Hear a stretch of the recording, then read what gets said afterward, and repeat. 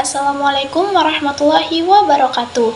Di sini Novita akan menjelaskan tentang pembelajaran perilaku dari mata kuliah Psikologi Pendidikan. Yang pertama adalah pembelajaran berupa perubahan perilaku, pengetahuan, dan keterampilan berpikir yang relatif permanen melalui pengalaman. Tidak semua perilaku adalah hasil pembelajaran atau kemampuan bawaan. Pembelajaran merupakan fokus utama dalam psikologi pendidikan.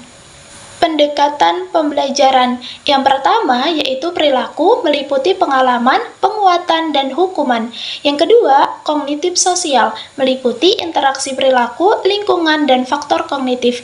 Ketiga, pemrosesan informasi meliputi perhatian, memori, dan pemikiran. Keempat, konstruktivis kognitif meliputi konstruksi pengetahuan. Yang terakhir ada konstruktivis sosial, meliputi kolaborasi. Pendekatan perilaku pertama, behaviorisme, merupakan pandangan bahwa perilaku harus dijelaskan oleh pengalaman yang dapat diamati, bukan oleh proses mental. Bagi behaviorisme, perilaku adalah segala sesuatu yang kita lakukan, baik verbal maupun non-verbal, yang dapat langsung dilihat atau didengar. Perilaku dijelaskan oleh pengalaman yang dapat diamati. Pembelajaran asosiatif, pengkondisian klasik dan operan.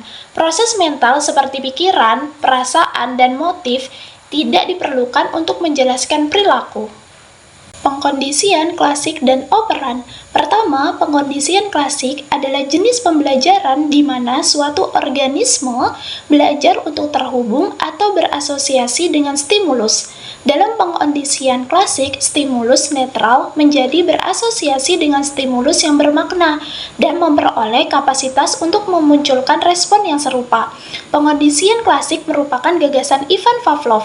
Untuk memahami sepenuhnya teori pengkondisian klasik Pavlov, kita perlu memahami dua jenis stimulus dan dua jenis respon. Stimulus tak bersyarat, respon tak bersyarat, stimulus terkondisi, dan respon terkondisi.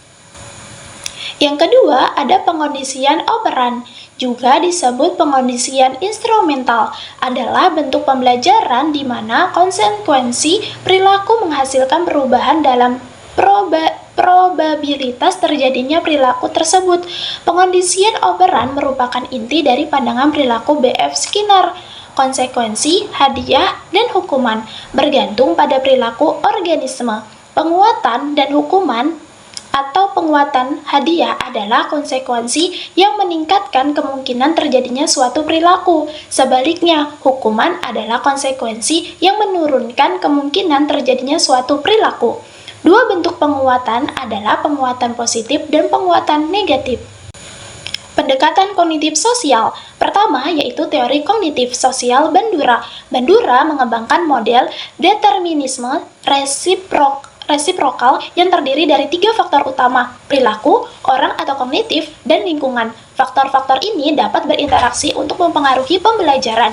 Faktor lingkungan mempengaruhi perilaku, perilaku mempengaruhi lingkungan, faktor orang atau kognitif mempengaruhi perilaku, dan seterusnya. Faktor orang yang dijelaskan Bandura yang tidak memiliki kecenderungan kognitif, terutama adalah ciri-ciri kepribadian dan temperamen. Faktor-faktor tersebut mungkin termasuk menjadi introvert atau ekstrovert, aktif atau tidak aktif, tenang atau cemas, dan ramah atau bermusuhan. Faktor kognitif meliputi harapan, keyakinan, sikap, strategi, pemikiran, dan kecerdasan. Faktor afektif dan emosional seperti pengaturan diri emosional atau temperamen juga termasuk dalam faktor orang atau kognitif. Kedua, pembelajaran observasional. Pembelajaran observasional adalah pembelajaran yang melibatkan perolehan keterampilan, strategi, dan keyakinan dengan mengamati orang lain. Bandura menjelaskan 4 proses utama dalam pembelajaran observasional. Yang pertama, perhatian, retensi, produksi, dan motivasi. Pembelajaran observasional terlibat dalam banyak aspek kehidupan anak-anak, termasuk ruang kelas dan media. Ketiga, kognitif perilaku. Pendekatan dan pengaturan diri metode pembelajaran mandiri adalah teknik kognitif perilaku yang bertujuan untuk mengajar individu agar mengubah perilaku mereka sendiri. Dalam banyak kasus disarankan agar siswa mengganti pernyataan diri yang negatif dengan yang positif. Ahli perilaku kognitif berpendapat bahwa siswa dapat meningkatkan kinerja mereka dengan memantau perilaku mereka. Pembelajaran yang mengatur diri sendiri terdiri dari pembentukan dan pemantauan diri terhadap pikiran, perasaan, dan perilaku untuk mencapai tujuan. Meningkatkan dan mengurangi perilaku. Pertama, penguatan positif, pembentukan dan perhatian untuk meningkatkan perilaku yang diinginkan. Kedua, hukuman dan penghapusan untuk mengurangi perilaku yang tidak diinginkan. Ketiga, penting untuk memperhatikan dan memperkuat sikap positif.